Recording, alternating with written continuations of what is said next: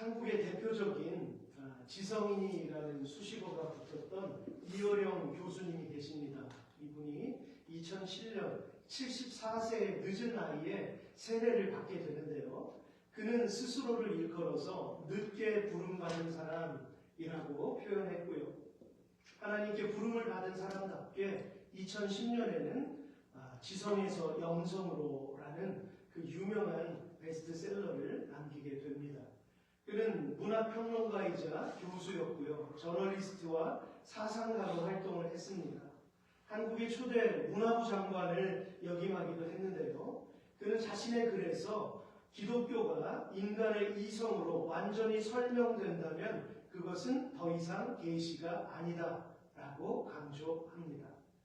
그리고 평생을 예수 믿지 못했던 자신의 삶을 되돌아보면서 이런 비유를 했어요. 만두 이야기를 합니다. 우리는 만두를 먹을 때 껍질 따로, 만두 속 따로 이렇게 먹지 않습니다. 통째로 넣고 그 오묘한 맛을 느끼면서 이제 씹게 되는데, 그동안 나는 만두 껍질을 먼저 벗겨 먹고 속을 먹고 그것도 모자라서 그 속 하나하나의 재료를 구분해서 맛을 분석하려고 했습니다. 복합적인 만두 속의 맛을 제대로 씹지 못한 채 평생 허송세월을 보냈습니다. 종교를 하나의 문화 현상으로 분석하는 데 주력하고 살았습니다. 삶의 맛을 잃고 살았습니다. 이런 고백을 했습니다. 즉 그가 한 이야기는 자기 인생을 통틀어서 바라보면 허송세월을 살았다는 거예요.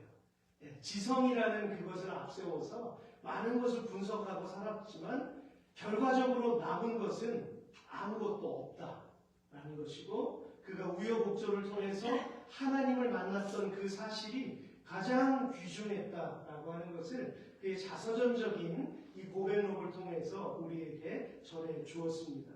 그런데 이런 아버지의 고백이 있기까지는요, 기도가 있었다는 거예요. 그 따님이었던 이민아 목사님의 끊임없는 고통 중에 기도가 있었어요. 사실 그녀는 미국에서 하버드 출신의 변호사와 검사 생활을 오래 했습니다. 그러다가 암이 재발견이 되고 암투병을 오래 했어요. 게다가 7개월간이라는 오랜 시간 동안 눈이 실명이 됩니다. 근데 여러분, 여기서 그냥 끝이잖아요. 보통 사람 같으면. 근데 하나님께서 이 아버지의 영혼을 일깨워 주신 거예요. 이 순간에. 그래서 하나님께 서원 기도를 합니다. 주님, 우리 딸이 눈이 낫게 되면 제가 하나님을 위해서 일하겠습니다. 남은 생애를 주님께 바치겠습니다. 라고 그가 처절한 기도를 하나님 앞에 드립니다. 어떻게 됐을까요? 기적처럼 눈이 뜨여졌어요. 이거는 보통 일이 아니잖아요. 그죠? 우리 요한복음의 발견 계속 하잖아요. 눈이 떠지는 것은 이제까지 누구도 하지 못했던 일이고 오직 예수님만 하셨던 일이었지 않습니까? 근데 우리의 삶 속에서 이러한 기적이 일어났다는 것은 무엇을 의미합니까? 예수님께서 나를 붙들어 주셨다는 거예요. 예수님께서 그분을 통해서 일을 행하신 것입니다. 아멘? 네, 놀라운 간증이죠. 그리고 어떤 일이 있었냐면 그의 아들 한 명이 자폐증을 앓고 있었어요. 자폐암은 평생 고침을 받지 못하지 않습니까? 근데 이 자폐가 다 사라졌다는 거예요. 그러니 여러분, 하나님을 믿지 않을 수가 있겠어요? 이어령 교수님께서.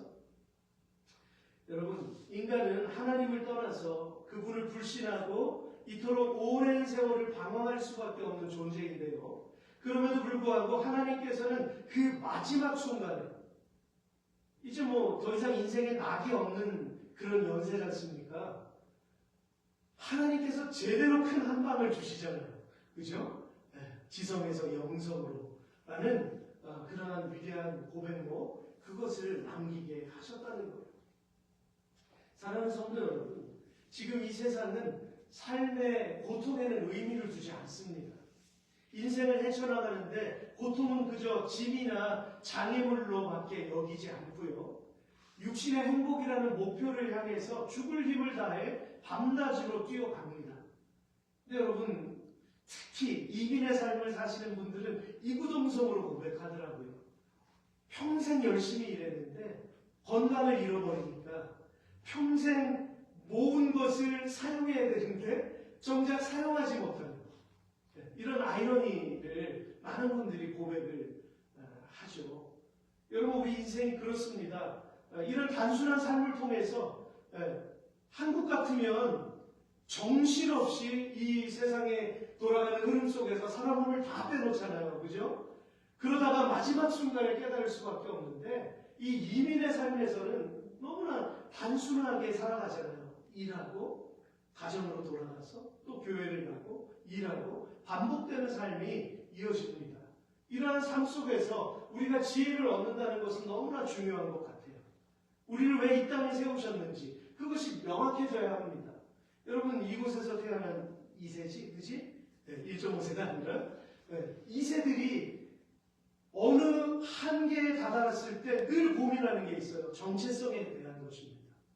나는 코리안도 아니고 캐네디언도 아니고 내 정체성은 무언가라는, 물론 신앙을 가지고 믿음 안에서 사는 사람들은 좀 다르죠. 그런데 누구나 다 이 정체성에 부딪힙니다. 그래서 수많은 방황을 하는 모습들을 제가 보았어요. 여러분, 우리가 하나님 앞에서 나를 이곳에 왜 부르셨는지 그것을 먼저 우선순위에 딱 세우면 그 다음부터는 내 인생을 전혀 아깝지 않게 우리가 살아가게 된다라고 하는 것입니다. 삶의 고난을 피할 수 있는 방법은 스스로 노력해서 얻은 이 세상의 가치를 누리고 사는 것이 전부라고 생각해요. 세상.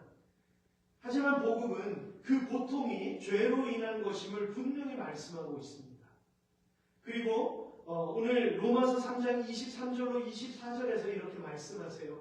모든 사람이 죄를 범하였음에 하나님의 영광에 이르지 못하더니 그리스도 예수 안에 있는 구속으로 말미암아 하나님의 은혜로 값없이 의롭다 하심을 얻은 자 되었느니라. 아멘. 즉 복음은 사람이 죄의 문제를 해결하지 않고서는 하나님의 영광에 이르지 못하는 비극적인 결말을 분명히 말씀하고 있다는 거예요. 그러니까 어떻게 바라보느냐에 따라서 이 인생의 고통의 문제가 다르게 다가옵니다. 이 인생의 고통을 내게 주신 복음을 위한 이 죄의 해결점으로 생각하고 우리가 달려갈 때 이것이 나에게 유익이 되는 거예요. 사도 바울처럼 이 고통이, 고난이 내게 유익이 되는 것입니다. 그러나 여전히 세상에 대한 그 욕망을 누르지 못하고 여전히 한쪽으로는 붙잡고 있게 될 때에 여러분 어떻게 될까요? 여러분 여전히 방황할 수밖에 없는 그러한 우리의 걸음이 있다는 것이죠. 그렇기 때문에 이 죄의 문제를 해결하지 않고는 하나님의 영광에 이르지 못한다는 것. 이것을 우리는 꼭 기억해야 할 것입니다. 우리의 믿음은 날마다 예수 그리스도의 복음이 필요합니다. 날마다. 그래서 거듭난다는 것은 세례받기 전에 그때에만 우리가 집중하는 그 문제가 아니라 매일매일 우리에게 필요한 아주 중요한 중심이라고 하는 것이죠. 그래서 거듭나는 것은 성화의 단계를 위해서 오늘 우리에게 필요해요. 오늘도 여전히 우리에게 변화가 필요합니다. 왜요? 예수님의 성품을 닮기 위해서, 닮아가도록. 또한 고통은 인류가 가지고 있는 죄의 열매임에도 불구하고 하나님은 그것을 은혜의 도구로 사용하시고요. 그 고통을 통해서 죄가 깨달아지며 고백되어져야만 에베소서 1장 7절에서 말씀하시는 우리는 그리스도 안에서 그의 은혜의 풍성함을 따라 그의 피로 말미암아 속량 곧 죄 사함을 받았느니라 라고 하는 고백이 터져 나오는 것입니다. 이런 부분을 기존의 교회들이 강조하지 못하게 될 때 이 중요한 진리의 말씀을 우리 크리스찬들이 우리 예배를 통해서 우리가 확인하지 않게 될 때 이것을 누가 사용합니까? 이단들이 사용하잖아요. 구원파 같은 이단들. 그들이 얼마나 이 피 이야기를 많이 합니까? 그러나 엉뚱한 그 사상을 전함으로 말미암아 많은 사람들이 지옥의 형벌을 받게 되는 이러한 결말을 맺게 되는 것이죠. 그러니까 정작 이 세대에 복음을 전하려고 할 때 방해를 너무 많이 받잖아요. 사람들이 교회가 전하는 복음에 대해서 이상하게 생각하는 그러한 모습들이 얼마나 많습니까? 그죠? 이단하고 같이 묶어가지고.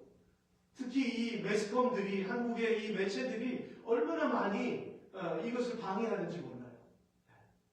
마치 교회가 전도하는 이 전도가 잘못된 것인 것처럼. 그죠?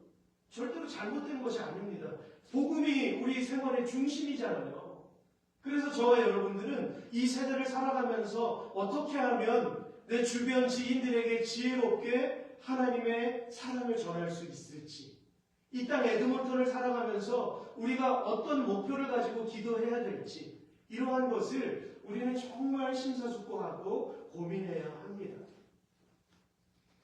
오늘 우리는 어떻게 그 죄의 뿌리가 내려지고 그 줄기들이 세상으로 퍼져나갔는지를 살펴보려고 해요. 특별히 성경을 읽을 때마다 우리가 질문하게 되는 것이 있습니다. 어째서 이스라엘 백성들에게는 가나안에 살았던 민족들이 원수가 될 수밖에 없었는지, 그리고 가나안 민족들은 어째서 하나님께로부터 심판의 대상이 될 수밖에 없었는가라는 물음입니다. 근데 이건 족보를 거슬러 올라가면 우리의 궁금증이 다 해결이 돼요. 근데 이것을 모른 채로 구약 성경을 바라보면 많은 사람들이 왜 하나님은 사랑이 없는가? 왜 이스라엘 백성은 저렇게 전쟁을 하고 저렇게 죽여야만 하는가? 라는 물음을 계속 던지잖아요. 우리 교회를 향해서. 근데 우리가 오늘 읽은 이 본문을 읽음으로 해서 우리가 구약의 흐름이 왜 이렇게 흘러갈 수밖에 없었는지를 우리는 확인하게 되는 것입니다.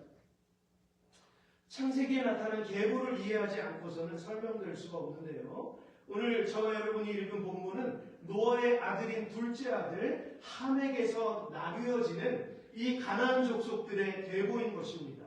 먼저 6절에서 함의 아들은 구스와 미스라임과 붓과 가나안이요. 여기 미스라임은요, 에집트입니다.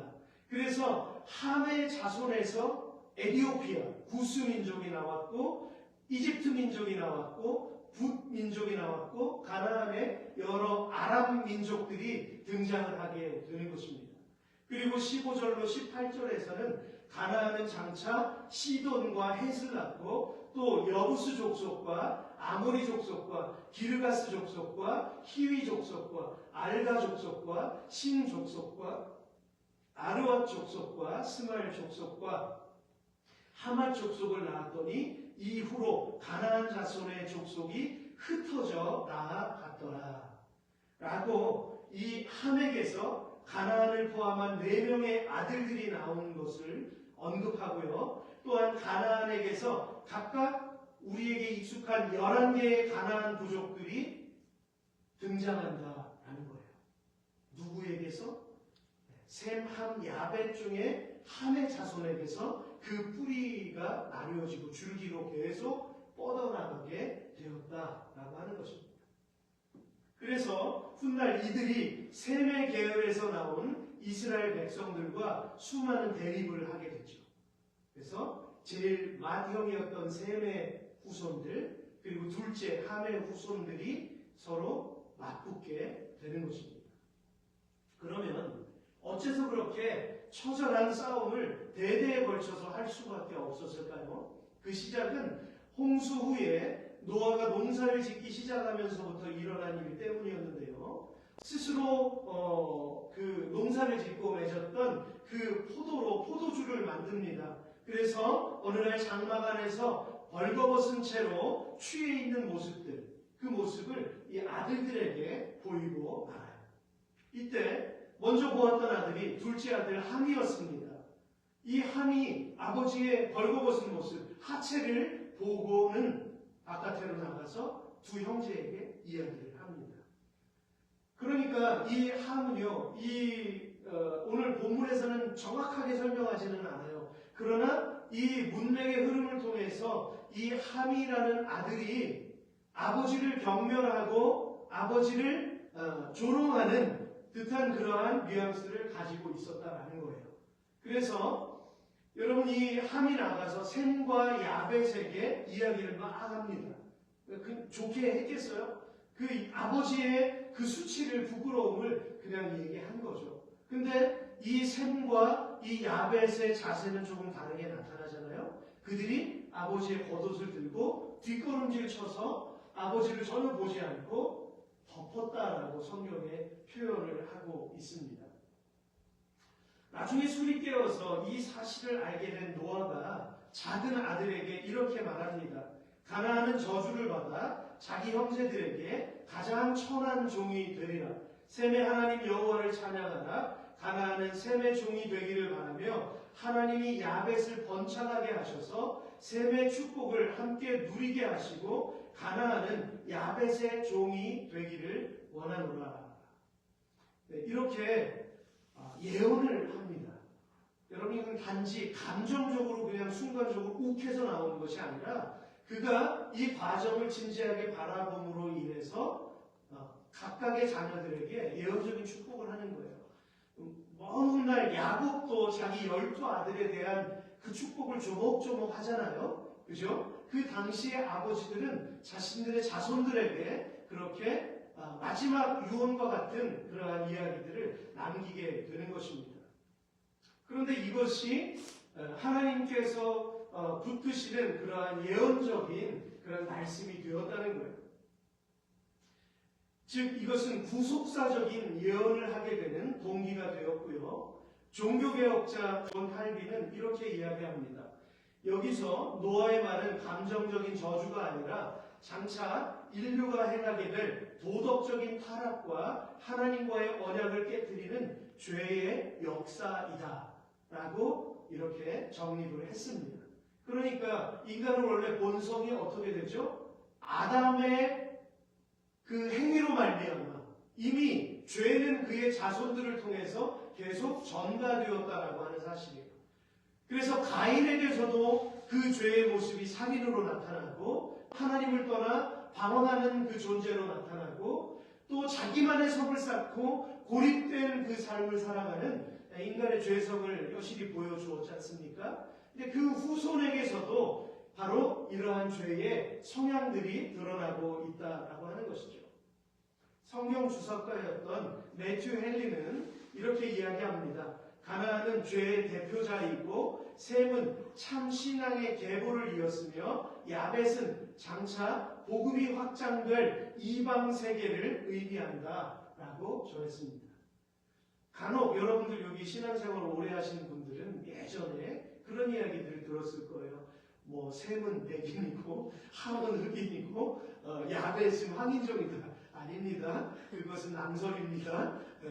그렇게 해석을 했던 거예요. 그러나 그 성경은 그것을 이야기하지 않고 이 영적인 의미에서 구속사적인 의미에서 이렇게 해석을 합니다. 그래서 이 셈의 계열은 그 이스라엘 백성들, 복음의 원류가 됐던 그 백성들을 의미하는 것이고요. 함은 하나님을 떠나 살 수밖에 없는 그 세상에 속한 사람들을 의미하는 것이고요. 그리고 야벳은 훗날 복음을 전해 듣게 되는 그 이방 민족들을 의미하게 되는 것입니다. 이렇게 우리가 왜 이스라엘 백성들이 가나안과 부딪힐 수밖에 없었는지를 이 신앙의 계보를 통해서 우리가 확인하게 되는 것이죠. 그러므로 이후에 계속되는 구약의 역사는 가나안 민족의 끊임없는 우상 숭배와 타락한 문화로 인해서 하나님의 심판 대상으로 전락하고 말았다는 것입니다. 그렇다면 도대체 얼마나 악한 행위들을 일삼았기에 하나님으로부터 심판의 대상이 되었을까요? 레위기 18장에는요. 가나안 민족이 성적으로 어떻게 타락했는지를 입에 담을 수 없는 행위들로 하나님께서 예시를 드시면서 너희들은 이런 행위를 하지 말아라 라고 말씀을 하셨어요. 그래서 여러분들이 이 부분은 레위기 18장은 한번 집에 가서 여러분들이 읽어보시고 이 세대가 정말 이러한 모습들로 그대로 닮아있는 그러한 상태다라고 하는 것을 우리가 확인할 수 있게 되는 것입니다. 심지어 신명기 12장 31절에서는 이렇게 기록하는데요. 표준 세번역 성경으로 읽어드리겠습니다. 너희는 주 너희 하나님을 섬길 때에 이방 민족들이 그들의 신들을 섬기는 방식으로 섬겨서는 안 된다. 주께서는 그들이 신들을 섬길 때에 사용하는 모든 의식을 싫어하시고 역겨워하신다. 그들은 자기들의 아들이나 딸마저도 불에 살라 실에게 바친다. 네. 이미 고대를 뒤덮고 있는 우상숭배의 행태들이 자기의 몸으로 난 자녀들을 불태워서 제물로 그 우상에게 바쳤다는 거예요. 이게 얼마나 악한 행위입니까? 내 자녀를 죽일 수 있어요? 근데 이미 고대 사회에서는 그것이 만연해 있었다는 거예요. 그러니까 보세요. 성적인 타락, 그리고 그 도덕적인 타락, 자녀들을 이렇게 다 무질서하게 죽이는, 사람은 누구의 형상으로 만들어졌나요? 하나님의 형상으로 만들어졌잖아요. 그런데 하나님을 얼마나 우습게 여겼으면, 하나님을 얼마나 가볍게 여겼으면 이런 행위들을 인간들이 했을까라고 하는 그러한 생각을 하게 됩니다. 그리고 가나안의 우상이었던 몰렉에게 제사를 했다라고 하는 거예요. 바알과 아세라와 몰록에게. 그렇다면 오늘 이 시대는 달라졌을까요? 아닙니다. 오늘 역시 수많은 역사 속의 전쟁 범죄들, 그런 것을 보면, 홀로코스트 같은 거 보면 유대인들을 그냥 무작위로 죽이잖아요. 가스실에서.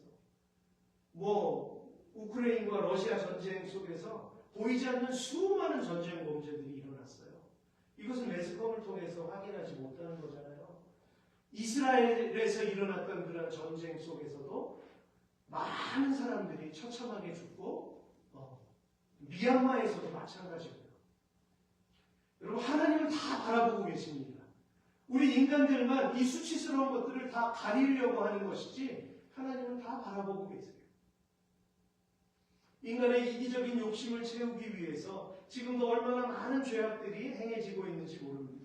그러므로 공의의 하나님께서는 만약 자신의 형상으로 지음받은 인간의 이런 타락을 하나님께서 묵인하신다라고 가정했을 때, 그럼 이 인생이 의미가 있는 인생일까요? 인생은 유물론을 이야기하는 것처럼 아무것도 아닌 거예요. 아무런 가치도 없고 의미도 없는 것이고, 나를 위해서 옆에 있는 인생을 짓밟아도 아무렇지 않은 것이 바로 이러한 논리이지 않겠습니까? 그러므로 하나님이 없다라는 것은 상상할 수가 없는 거예요. 하나님은 분명히 살아계셔서 우리에게 옳고 그름과 진리와 불의를 우리에게 명확하게 말씀해주고 계시는 것이죠. 그러면 가나안 민족의 마지막은 어떻게 됐을까요? 그들은 다윗 시대에 다윗 왕과의 싸움에서 패합니다. 그래서 시온 산성을 빼앗겨요. 즉 가나안의 중심 요새였던 곳이 언약 왕국의 중심인 예루살렘이 됩니다. 누가 성취합니까? 다윗 왕이 그 모든 잃어버렸던 것들을 다 빼앗고 성취하는 거예요. 다윗은 또한 바알 브리심과 르바임 골짜기 전투에서 블레셋을 2번이나 격파합니다. 그래서 대대로 공격받았던 블레셋 세력을 완전히 제압시켜버리죠. 그리고 사무엘하 8장에는 모압과 소바왕 하닷 에셀과 에돔, 아람입니다. 아람 족속을 각각 물리치는데요. 14절입니다. 다윗이 에돔에 수비대를 두되 에돔 사람이 다 다윗의 종이 되니라. 다 종이 되었습니다. 이것은요, 창세기 9장 25절에서 가나안은 저주를 받아 그의 형제의 종들의 종이 되기를 원하노라 라고 하셨던 말씀이 그대로 성취가 되었던 것이죠. 다윗을 통해서.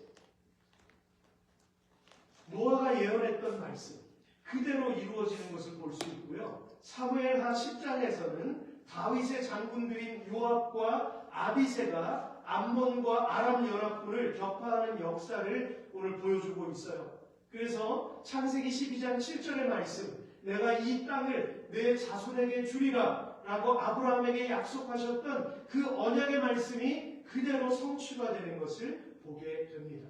처음에 가나안으로 들어가서 원래는 이 모든 하나님의 말씀을 다 이루었어야 되는데 거기에서 불순종했잖아요. 그죠? 불순종한 그 민족들이 오랜 세월 동안 고통을 받다가 다윗의 별, 다윗이 일어나서 그 하나님의 언약을 성취하는 것을 우리가 보게 되는 것이죠.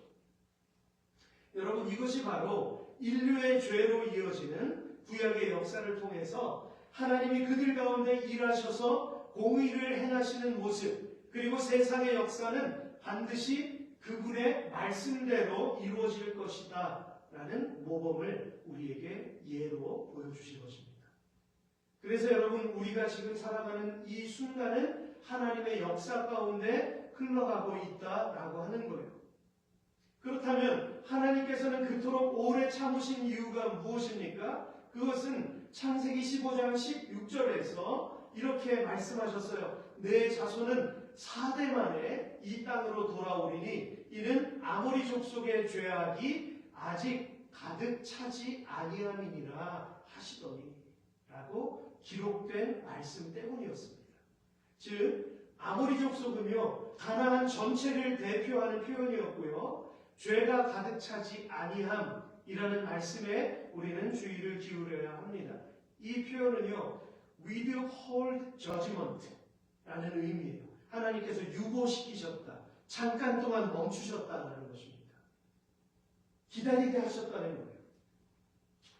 즉 하나님께서 심판을 의도적으로 지연시키셨다는 의미이고요, 오늘 기록된 것처럼 여호와께서는 자비롭고 은혜롭고 노하기를 더디하시는 성품이심을 오늘 잘 보여주신 것이라 할 수 있습니다. 그러니까 이 죄의 역사를 유보시키는 것은 하나님의 어떤 성품을 나타내는 것입니까? 하나님께서 기회를 주셨다는 거예요. 많은 사람들이, 여러분 우리가 요한복음의 발견 공부할 때 성전에 지성소가 있고 유대인들의 뜰이 있고 이방인의 뜰이 있다고 우리가 배웠잖아요. 하나님께서는 이미 구약시대에서도 이방인들이 하나님 앞에 돌아오고 서는 사람들은 하나님께서 그들을 품으셨어요. 마태복음에서 예수 그리스도의 계보가 쭉 나오잖아요. 그 계보에 농명된 사람들 중에 어떤 사람들이 이방인이었어요. 기억하십니까? 룻 같은 사람들이 이방인이었잖아요. 그죠?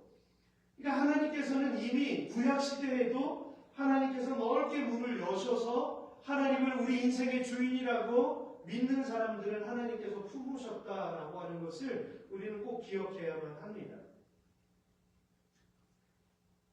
그리고 라합, 그죠? 라합 같은 여인의 가족들도 다 살려주셨잖아요. 그죠? 여러분, 이렇듯 구약의 역사들은 가나안 족속과 같은 이 세상의 죄악들이 장차 하나님의 백성들과 대립될 것을 예언적으로 구약의 역사와 더불어서 오늘 우리에게 보여주시는 것입니다. 영적인 의미로 우리에게도 적용이 된다는 것이에요. 또한 이것은 오늘날 어떤 사람들이 해석하는 것처럼 단순한 민족 전쟁이 아니라 오늘 세상에 많은 사람들이 이스라엘 전쟁이 일어나는 이런 부분들을 인간적인 해석들을 많이 하잖아요. 그죠? 네. 그러나 우리가 넓게 말씀을 통해서 영적인 해석을 우리 그리스도인들은 해야 합니다. 네. 그러니까 단순히 감정적인 민족의 싸움으로만 이해해서는 안 된다는 것이죠. 영적인 전쟁과 심판, 그리고 마지막에는 하나님 나라의 승리로 이어지는 그분의 시간인 거예요. 그러므로 예수님께서는 마가복음 1장 15절에서 무엇을 말씀하시냐면은 하나님의 때, 카이로스가 여기에서 사용이 됐어요. 이르시되 때가 찼고 하나님의 나라가 가까이 왔으니 회개하고 복음을 믿으라 하시더라. 여기에서 때가 찼고 라는 말 속에 하나님의 시간 카이로스를 사용하셨어요. 그래서 단순한 인간의 시간이 아니라 그 카이로스가 오늘 저와 여러분에게까지도 해당이 되는 말씀이라는 거예요. 바로 그분의 시간이 찾아왔기 때문에 은혜의 복음이 선포되어진 것입니다. 이제 말씀을 마무리하겠습니다. 시편 2편 1절로 3절에서는 지금 세상을 향해서 이렇게 선포하고 있어요. 어찌하여 이방 나라들이 분노하며 민족들이 헛된 일을 꾸미는가. 세상의 군왕들이 나서며 관원들이 서로 꾀하여 여호와와 그의 기름 부음 받은 자를 대적하며 우리가 그들의 맨 것을 끊고 그의 결박을 벗어버리자 하는도다. 여러분, 이 말씀을 읽으면서 느껴지시나요? 지금 이 세상의 세대들이 하나님의 권위, 하나님의 그 다스리심을 끊어버리고자 하는 시도들이 계속해서 일어나고 있다라고 하는 거죠. 그의 결박을 벗어버리고 끊어버리자 하는 거다. 무슨 말씀입니까? 인간의 타락으로 말미암은 이 세상의 사상 체계들은 끊임없이 하나님의 통치를 거부하고 반역한다는 뜻이에요. 그러니까 여러분, 공산주의가 들어서게 되면 뭐가 없어집니까? 기독교가 말살이 돼요. 그러니까 이것은 가나안의 사상과도 같아요. 어서 올라가면. 네. 그렇기 때문에 우리가 이것을 위해 기도해야 되는 것이 너무나 당연하죠. 그렇지 않겠습니까? 지금 일례로 저 중국 땅에서는 수많은 그리스도인들이 지금 감옥에 붙잡혀가요. 계속. 네. 저 같은 목회자들 대표적으로 잡아넣고요. 네. 형을 살게 합니다.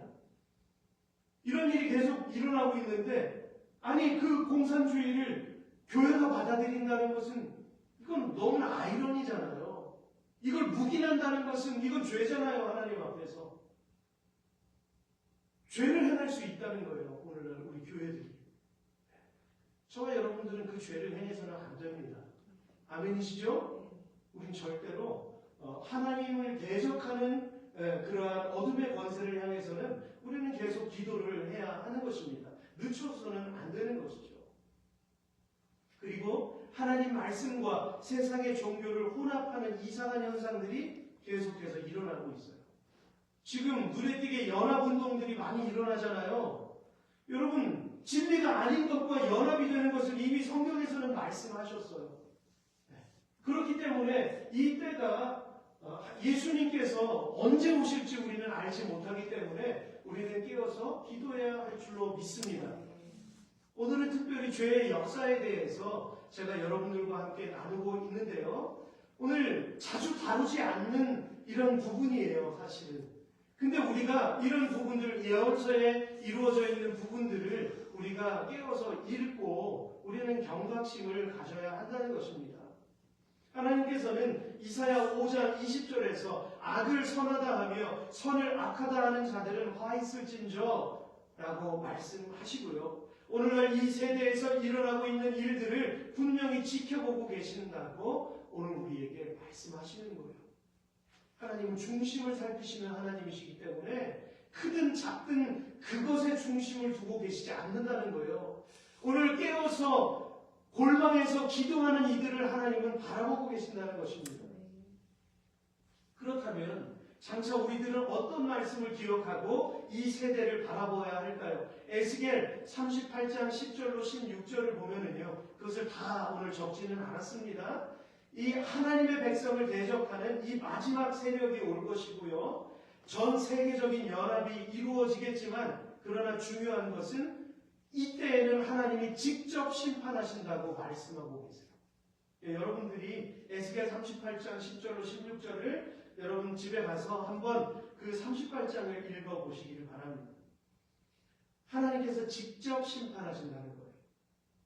그 중에 16절 말씀만 제가 읽어드리겠습니다. 구름이 땅을 덮음같이 내 백성 이스라엘을 치러 오리라.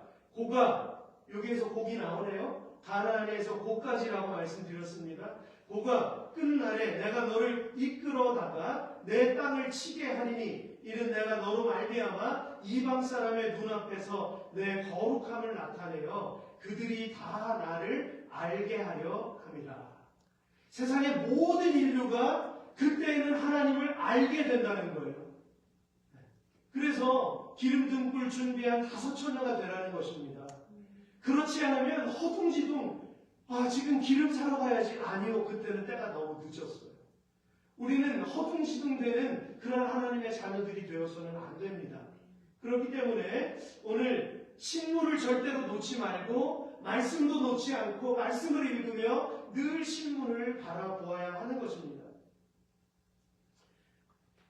그리고서 여기서 곡이라는 것은요, 특정한 인물을 가리키는 거 아니에요. 지금 이 세대에 뭐 누가 곡일 것이다 우리가 추측을 할 수 있지만, 곡은 어떤 한 사람을, 특별한 사람을 지칭하는 것이 아니라 하나님을 대적하는 전체적인 영적인 세력을 상징하는 말씀입니다. 그러므로 누구도 알 수 없어요. 예수님께서도 말씀하셨잖아요. 나도 모르고 아버지만 아시느니라 말씀하셨습니다. 하나님께서는 이사야 13장 11절에서 내가 세상에 악을 벌하며 악인의 죄를 벌하겠고, 그리고 이사야 2장 17절에서는 그 날에 여호와께서 홀로 높임을 받으시리라. 그리고 다니엘 2장 44절은 하늘의 하나님이 한 나라를 세우시리니 영원히 망하지 아니할 것이라. 하나님의 나라, 하나님의 완성된 천국을 의미하는 것입니다.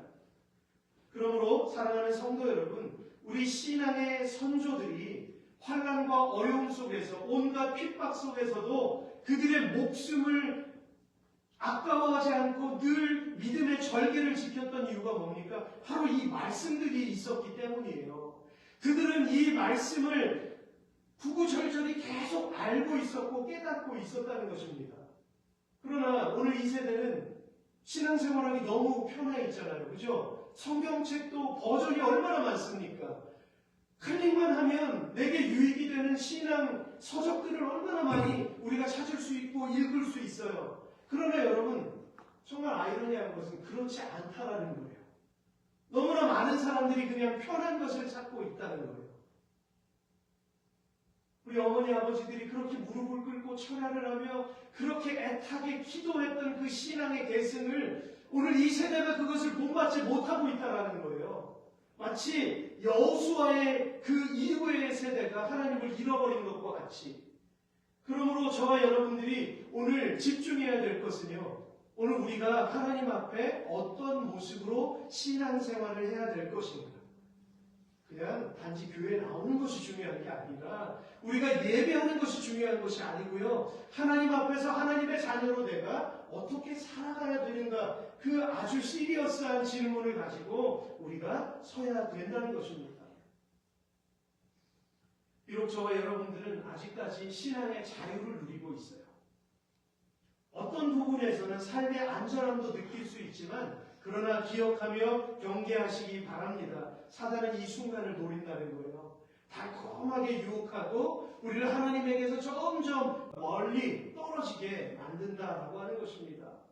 이 시대는 마치 사사기 17장 6절의 말씀처럼 그때에는 이스라엘의 왕이 없으므로 사람이 자기 소견에 옳은 대로 행하였더라. 성경은 있지만 자기 소견에 옳은 대로 행한다는 거예요. 그 대제사장들이 입었던 세마포나 그들이 둘렀던 그러한 것들을 가지고 있었지만 그것을 우상으로 섬겼어요. 사사시대에는. 그죠? 하나님을 바라보지 않았어요. 자기가 원하는 유익을 취했던 그러한 시대가 사사시대였습니다. 여러분, 오늘 이 시대가 동일한 모습을 우리에게 보이고 있습니다. 그러므로 오늘 우리의 소견에 옳은 대로 살지 않고 하나님의 말씀에 좋은 대로 살아갈 수 있기를 주의 이름으로 축복합니다. 오늘 그것을 위해서 하나님, 우리가 낙관적인 생각을 하지 말게 하시고 오늘 하나님 성령 안에 깨어서 우리가 기도할 수 있는 그러한 삶이 될 수 있도록 인도하여 주옵소서. 우리 합심해서 기도하겠습니다.